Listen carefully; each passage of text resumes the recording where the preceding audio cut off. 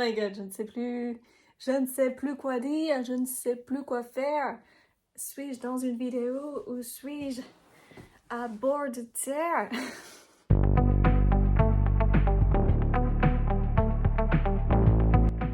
Bienvenue pour la première présentation du Their Time to Shine book tag. Et oui, je suis ravie de vous présenter ce tag que j'ai créé en n'ayant pas trouvé de tag finalement qui me parlait. Je me suis dit, bon, je vais créer le mien, comme ça au moins je suis sûre que ça va me parler, que ça va me correspondre. Et donc on est parti. Non, d'abord, qu'est-ce qu'un tag? Qu'est-ce qu'un tag? Petite définition simple, facile, pratique. Un tag, c'est une série de questions, et surtout un book tag, vous aurez compris, une série de questions orientées sur les livres. Et du coup, j'ai inventé 10 questions, voilà, 10 questions en rapport avec les livres, qui finalement, d'un côté, vont vous permettre de mieux me connaître. On va pouvoir un peu cerner mes goûts littéraires ensemble, enfin moi je les connais, mais bref, vous avez compris. Et sans plus attendre, on commence tout de suite avec la première question. Je regarde par là parce que je les ai toutes annotées dans mon petit carnet, voilà, je vous montre. Un livre avec lequel j'ai un lien particulier. Quand je pense à lien particulier, lui, il me vient assez facilement. Le titre de ce livre, c'est Le Pont d'Argile de Marcus Zusak. Si j'écorche pas son nom, normalement non. Et d'ailleurs, cet auteur, vous le connaissez sûrement parce que c'est lui qui a écrit... Qui a écrit quoi? La petite fille dans la prairie, c'était quoi déjà? La voleuse de livres, j'avais plus le titre, qui a été adaptée au cinéma et là pour le coup qui est une histoire assez intrigante que j'avais commencé il y a très longtemps, j'étais au collège. Et donc ce livre déjà hyper original parce qu'il est raconté du point de vue de la mort elle-même, qui prend la parole, voilà, et qui explique l'histoire de cette petite fille. J'ai été happée directement par l'histoire, mais c'est pas de celle-ci qu'on va parler. Moi, j'ai envie de vous parler du pont d'argile que j'ai emprunté. Je me rappelle, c'était en été, je sais plus exactement la date, mais bref, on s'en fiche un peu. Et alors, dans cette histoire, on va suivre 5 garçons, voilà, une fratrie de 5 garçons qui vivent seuls depuis la mort de leur mère et l'abandon de leur père, qui est parti, on ne sait pas pour quelle raison. Vraiment, je me rappelle que l'écriture de Marcus Zusak, elle est hyper envoûtante, elle est, tu vois, on sent qu'il y a du mystère. On suit ces 5 jeunes hommes ou pas, parce qu'il y en a qui, je crois, ont à peine 10 ans. Et le plus âgé, me semble-t-il, c'est Matthew qui a la vingtaine. Et donc ces 5 frères vivent seuls dans la maison familiale. Et un jour, leur père va revenir et demander à l'un de ses fils de partir avec lui pour construire un pont. Et donc en fait cette histoire, je l'ai commencée, j'en ai lu presque la moitié, j'ai dû le rendre, et puis je l'ai réemprunté, et je crois que j'ai dû la réemprunter 3 fois sans jamais arriver au bout. Et alors c'est pas parce que c'est un mauvais livre, au contraire, j'aimerais bien un jour terminer cette histoire, mais c'est une histoire que j'aime lire en été, parce que voilà, je sais que le début, il y a cette atmosphère qui correspond bien à cette saison, je trouve. Et à chaque fois que je l'emprunte, je le termine pas, et je sais pas pourquoi. Et pourtant, je suis très curieuse. La disparition, puis ensuite la réapparition de ce père, c'est très intriguant, et franchement, ouais, j'aimerais bien le terminer. Donc I will come back to you. On continue avec la deuxième question de ce book tag, et là, je dois vous présenter un livre qui est plus beau à l'intérieur qu'à l'extérieur. Their Time to Shine, et en ce moment, vous le savez, on ne voit que des éditions collector, voilà, qui fleurissent de partout sur les réseaux sociaux, et c'est très bien, hein, y a pas de souci, mais simplement je me dis, pourquoi pas ne pas remettre en avant ces éditions qui sont peut-être moins jolies ou qui ne payent pas de mine à côté de tout ce qui est très shiny dans nos bibliothèques, et pourtant qui cachent des trésors d'histoire. Donc voilà, et je vous présente sans une once d'hésitation ce livre-ci. C'est un livre jeunesse, mais surtout, ce qu'il faut retenir, c'est que c'est un livre de Flore Vesco. Flore Vesco, cette autrice que j'ai découvert grâce à son titre D'Ors et d'Oreillers, qui était splendide. Et donc ça m'a donné envie de découvrir ses autres titres, parce que si Flore Vesco, vous ne la connaissez pas, vous n'avez pas encore découvert sa plume, sachez que cette autrice, elle a une manière de transporter son lecteur qui est atypique, elle a sa patte, vous voyez. Louis Pasteur contre les loups-garous, je crois que c'est ça le titre. Il est génial ce titre. On apprend des choses, on a des personnages qui sont bien campés et qui ont un niveau intellectuel qui dépasse celui des enfants. On apprend des choses en rapport avec du coup la chimie, forcément, puisqu'on suit Louis Pasteur alors qu'il est étudiant à la fac, il a une petite vingtaine d'années, je crois 19-20 ans. Ça fourmille de détails scientifiques. Rien que les en-têtes de chapitres, elles sont fabuleuses. En tout cas, voilà, moi je trouve que sa couverture lui rend pas honneur. Le dessin est sympathique, mais moi je verrais bien... Ouais, je verrais bien autre chose, quoi. Je pense qu'il peut clairement être mis entre toutes les mains, ce livre. Et nous poursuivons avec la prochaine question. Ma préférée. Le pourquoi pas qui se transforme en il était fait pour moi. Et alors là, c'était la meilleure excuse pour vous parler de mon premier coup de cœur 2025, The Gilded Cage de Lynette Noni, le tome 2 de The Prison Healer. Ce livre, je m'attendais pas à aimer autant. Le tome 1 avait été une très bonne lecture. J'avais beaucoup aimé la plume de Lynette Noni et ses personnages aussi. Quoique il y en avait un qui m'avait pas totalement convaincue. Et il s'est bien rattrapé dans ce là. Donc oui, il faut savoir que The Prison Healer était conclu en apothéose. C'est-à-dire que la fin, et je ne vous spoilerai rien, bien sûr, mais voilà, c'était une fin inattendue comme on les aime. Une fin qui te donne envie de te jeter normalement sur le tome 2. J'avais des doutes quant à la tournure de cette histoire, mais que nenni, ne doutez pas. Allez-y parce que franchement... Je suis bien contente d'être tombée sur la vidéo de Lily, je crois que c'est son nom, puisque sa chaîne se nomme Au Pays de Lily, et qui a très bien su me vendre cette suite de saga. Donc j'ai regardé sa vidéo et je me suis dit ok, pourquoi pas. Et ce pourquoi pas s'est transformé en ok, il me le faut, il faut que moi-même je me fasse mon propre avis finalement. Et en plus, les pages sont aérées et ça permet vraiment de lire plus rapidement, je vous le dis parce que j'ai une bricasse que j'ai terminé aujourd'hui et qui m'a pris des plombes pour en finir parce que je m'en rendais pas compte mais c'était écrit vraiment petit. Et bref, et The Gilded Cage, c'est... Je vais peut-être vous résumer le tome 1 avant de m'attarder sur ça. Dans ce premier tome, on va suivre Kiva qui est guérisseuse et qui à peine à l'âge de 7 ans va se retrouver après un concours de circonstances tragiques dans la prison de Zalindov où elle va recevoir des messages, vous pouvez les voir en doré, qu'elle seule finalement peut comprendre puisqu'ils lui viennent de sa famille qui lui promet de venir la libérer. 10 ans plus tard, notre Kiva, elle a à peine 17 ans quand enfin elle voit un espoir, l'espoir que sa famille vienne la chercher. Et donc dans ce premier tome, Kiva va faire face à plusieurs épreuves au sein de cette prison notamment. Je pense que vous avez les bases pour vous lancer dans ce premier tome. En tout cas... Oui, je tiens à l'envers. Ce deuxième volume, il a été waouh! C'est-à-dire que c'était magique. Il y avait tous les ingrédients pour me tenir en haleine. Des trahisons, des coups bas, des mensonges, de la supercherie. Vraiment, j'ai adoré suivre ces personnages qui tissent des liens, mais en même temps, il y a que du mensonge qui s'immisce entre ces liens. Si vous aimez le trope Found Family, ce trope où finalement on a une famille qui se crée entre des personnages qui n'ont aucun lien de sang entre eux, et ben ce livre c'était ça pour moi. Ah, j'arrive pas à parler de ce livre tellement il est bien. En fait c'était au-delà de la romance. La romance ne prend pas le pas sur l'intrigue et c'est ça qui est cool. En fait la force de ce récit c'est que Lynette Noni elle sait dépeindre les relations comme personne. On a ces relations entre les personnages qui sont mais attendrissantes ou au contraire toxiques. Mais voilà, c'est vraiment apprendre à connaître ces personnages, à savoir si on leur fait confiance ou pas, essayer de cerner tout le monde et de se dire ok celui-là on peut lui faire confiance, lui non, lui peut-être,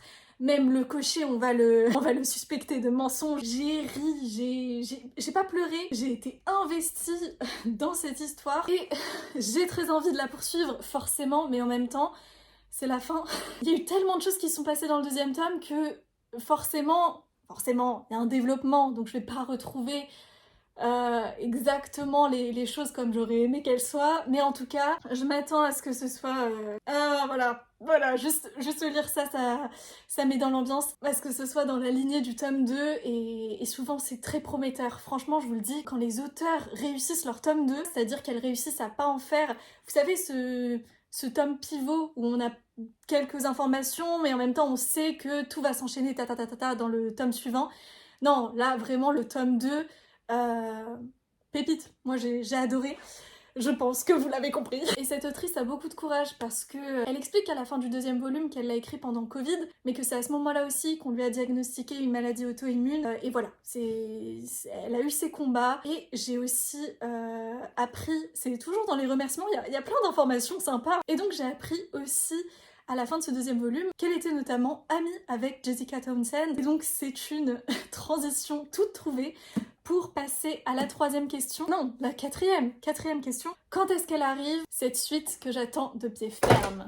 J'aurais pu ne pas lâcher le livre comme ça. Peut-être que certains l'auront compris, mais j'attends avec grande impatience la suite de Nevermoor, cette saga dont je vous ai déjà parlé, je pense, pas mal de fois, ou en tout cas dans mon top 10 de mes meilleures lectures 2024. Et donc Nevermoor, c'était génial parce que j'ai terminé les 3 tomes qui sont déjà parus il y a cela déjà quelques temps, et j'apprends que la suite arrive en 2025, donc pour moi c'était trop tard.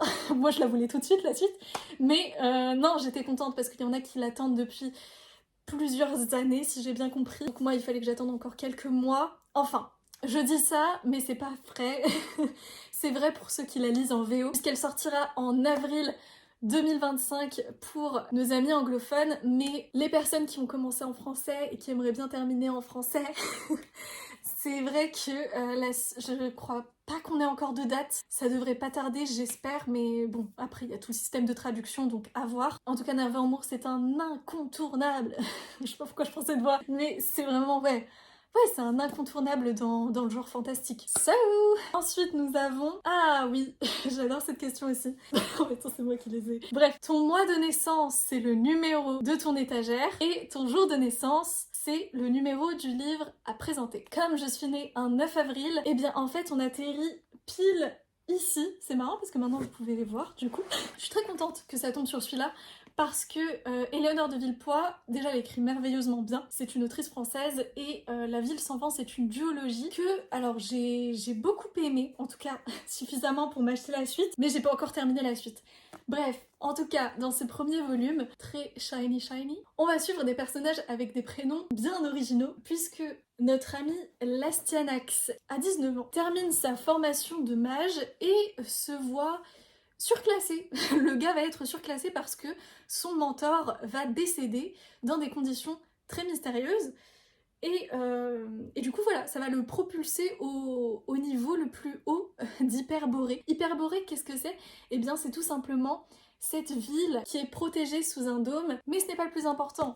Le plus important, c'est que Lastianax va faire la rencontre de Arca. Arca, qui est une jeune guerrière qui est à la recherche de son père. Et quand son chemin va croiser celui de Lastianax, qui lui est à la recherche de l'assassin de son mentor, eh bien ils vont finalement être amenés à faire équipe. Je pense que c'est assez mystérieux pour que vous ayez envie d'en découvrir plus. Donc je m'arrête là pour ça, et on continue.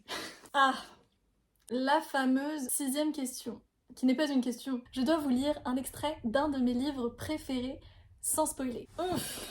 Alors, j'ai toujours ça sur les genoux. Bon, je vous dis, j'ai pas du tout prévu l'extrait que j'allais vous lire, donc là je vais prendre au pif, en espérant que ce soit sympa. Tout spoil, c'est merveilleux. On va tenter quelque chose, Alice ferma les yeux et compta jusqu'à 10. Ils étaient tous fous ici. Elle ne devait pas l'oublier. Ne croyez-vous pas que cela nous aiderait de connaître son objectif? Le croquet, les cartes... Elle cherche toujours à gagner un jeu. Que veut-elle vraiment? Imposer ses règles à tout le pays des merveilles? Toute seule? Ces règles, s'étouffa le chapelier. Les règles ne sont que des règles, ou des rapporteurs, voire des compas. Si l'on raisonne ainsi, on pourrait aussi bien s'interroger sur la finalité de la bataille, dit le dodo, avec philosophie. Il n'y a pas de finalité. On lance ses cartes, encore et encore, et celui qui en a le plus à la fin gagne la partie. Il n'y a pas de finalité, répéta sombrement le chapelier. On lance ses soldats, encore et encore, et celui qui a le plus de cadavres à la fin gagne la partie. Bien sûr, tout cela n'était pas complètement illogique au pays des merveilles. La reine de cœur n'était rien d'autre qu'une carte qui avait pris la grosse tête. Alice jouait souvent à la bataille quand elle était petite. Voilà. Extrait de Un joyeux non-anniversaire écrit par Liz Braswell et publié aux éditions Hachette Heroes. Et si Alice était très en retard pour sauver le pays des merveilles, c'est ce qu'on nous propose dans ce titre, une bricasse qui en vaut la peine. Allez-y. Oui, continue. Pourquoi je ne l'ai toujours pas lu? Pourtant, aucune excuse en vue. Et je vais chercher ce livre, ce pauvre petit livre laissé à l'abandon, qui n'est nul autre que Tintintin, Les 7 maris d'Evelyne Hugo, que j'ai reçu à Noël dernier. Et regardez, je me tourne, il y a plus d'avis positifs que de résumés, quoi. C'est un livre qui me tente beaucoup. Oh, en cours d'adaptation par Netflix. Faut que je le lise. J'aime pas regarder les adaptations avant d'avoir lu. Donc ouais, un livre qui fait beaucoup parler de lui, n'est-ce pas TikTok? Et qui me donne vraiment envie, mais je sais pas. J'attends le bon moment, voilà. Mais il faut pas trop attendre, parce que sinon le bon moment ne vient jamais. La preuve, j'aurais pas tourné cette vidéo si je devais attendre le bon moment. Next! Oh, oui. Celle-là, elle est très importante. Alors, est-ce que c'est une question? C'est pas vraiment... Non, c'est pas une question non plus, mais je l'ai appelée, ce point numéro 9, point numéro 8, je l'ai appelé « À cœur ouvert », un livre qui met en avant un sujet qui me tient à cœur. Donc là, vraiment, ça peut être plein de choses, hein. J'ai écrit entre parenthèses représentation, anxiété, féminisme, écologie. Et j'avais envie de vous parler de 2 livres pour le coup que je n'ai pas lus, mais qui rentrent très très très bien dans cette catégorie.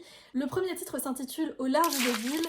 Et dans cette histoire, on va suivre une jeune fille qui s'appelle Bunny, qui a 17 ans, qui vit dans une île décharge. C'est-à-dire une île où s'entassent des montagnes de déchets laissés par le monde d'avant, c'est ce qu'on nous explique. Le jour où ses parents vont être kidnappés, si j'ai bien suivi, elle va partir à leur recherche, c'est-à-dire qu'elle va partir dans des cités flottantes qui sont décrites comme prestigieuses et où finalement on comprend très vite que c'est là où résident tous les plus riches de ce monde. Et donc Bunny va faire la connaissance Adam qui a un handicap physique il me semble, et donc lui qui fait aussi face, je crois, à ses propres problématiques. Et en tout cas, ce qui est important, c'est vraiment les points écologiques de ce récit qui vont être soulevés, puisqu'on nous indique en dessous du résumé qu'entre écologie, technologie et fracture sociale, on a affaire au premier tome d'un diptyque futuriste haletant. Et pour le deuxième volume qui nous intéresse pour ce 8e point, je vais passer assez vite parce que j'ai pas envie d'en savoir beaucoup. En tout cas, sachez qu'est sorti en poche tout récemment, il me semble, le fameux tome de Alice Oseman, I Was Born for This, que j'ai beaucoup vu passer à sa sortie et j'aime beaucoup la couverture qu'ils ont choisie pour ce tome. Il aurait pu également trouver sa place dans ma palle pour le Cozy Book Challenge, puisqu'il y a un menu qui est dédié en plus à Heartstopper, qui est une de ces sagas les plus acclamés. J'ai hâte de découvrir ce titre un peu comme ça, sans vraiment en savoir beaucoup finalement. Il nous reste 2 questions, restez avec moi. 9e point, le dernier livre à avoir rejoint ma palle, avec du bleu sur la couverture. J'avais envie de parler d'un livre en particulier, d'où le bleu, et je reviens le chercher. Je n'ai vu passer ce titre nulle part ailleurs, et tant mieux. Ce titre-ci, ça a coupé, mais je vais vous parler donc de Origami Blues de Sarah Klein, paru aux éditions Charleston. Origami Blues, comme ça, on a l'impression que c'est un livre de dépressif. Pas du tout. Moi, franchement, j'ai vu la couverture, j'ai vu le titre, ça me tentait pas plus que ça. Et j'ai lu le résumé, j'ai vu qu'il avait été quand même sélectionné par un jury prestigieux pour le prix du livre romantique. Un coup de cœur, notamment pour Clarisse Sabar, romancière que je ne connais pas, voilà, mais qui existe. Désolée. En tout cas, dans ce court récit, parce que finalement il est pas si long que ça, on va suivre Florence. Florence qui détient une boutique spécialisée dans l'art du pliage japonais, qui nous est décrit comme un petit paradis bien loin des démons de son passé. Et on nous dit avec poésie qu'un origami cache souvent bien de nombreux plis. Et donc ça va être... au cours de ce récit, on va suivre finalement peut-être son propre dépliage d'origami. Alors je sais pas où je vais avec cette métaphore. La femme est un origami et on déplie. Je sais pas ce que je dis. Bon, un origami cache de nombreux plis. Et l'apparence parfaite de la vie de Florence est une illusion qui ne demande qu'à se briser. Et surtout, ce qu'on nous dit à la fin, c'est que parfois, la seule façon d'avancer, c'est de tout remettre à plat. Enfin, on aime bien les métaphores dans ce récit, moi ça me parle. Et donc j'ai hâte de lire ça. Et voilà. Pour finir en beauté, je dois vous montrer une de mes plus belles illustrations. Il s'agit... Ah, elle est magnifique. Vraiment, j'ai eu un coup de cœur à la Japan Expo de l'année dernière. Je crois même que c'est la seule illustration pour laquelle j'ai craqué. Vraiment, elle est magnifique, quoi. On a vraiment ce contraste entre le noir et la lumière qui se dégage du personnage. Enfin... La meuf essaye de trouver un cadre. L'illustratrice, bien sûr que je vais vous donner son Son petit nom, ce n'est nul autre que Shaoli. Je sais pas si ça se prononce comme ça, mais oh, on dirait que j'ai une tête de chat. Franchement, si elle revient pour la Japan Expo de cette année, ben je serai là, je serai là. Oh purée, vous avez vu que je cachais des pots de... Ce n'est pas de la pâte à modeler, c'est faux. Certains mystères sont dévoilés à présent. Quoi qu'il en soit, cette vidéo est à présent terminée. Ça a été très très long, mais quel plaisir, voilà, de vous retrouver en vidéo. J'espère que ce book tag vous aura parlé, vous aura donné envie de découvrir certains ouvrages, ou peut-être même, si vous tournez des vidéos, vous aura donné envie de vous prêter à l'exercice, vous aussi. Enfin, en tout cas, n'hésitez pas, ça me ferait trop plaisir. Le Their Time to Shine Book challenge, j'ai envie de dire à chaque fois, book tag. En tout cas, moi je vous dis à bientôt, je vous remercie beaucoup d'avoir regardé cette vidéo. J'ai plus de voix. Et donc on se retrouve la semaine prochaine, ça commence à devenir régulier cette histoire. Donc pour une nouvelle vidéo qui parlera... Alors, je vais pas m'avancer, mais il y a moyen que ce soit sur un tout nouveau sujet que j'ai pas encore abordé sur cette chaîne. Après, il y a moyen que ce soit pas du tout ça, et que ce soit autre chose, complètement. On verra bien. En tout cas, je vous souhaite une bonne semaine, une bonne journée, une bonne fin de journée, une bonne vie. Et je vous dis à très bientôt. Salut!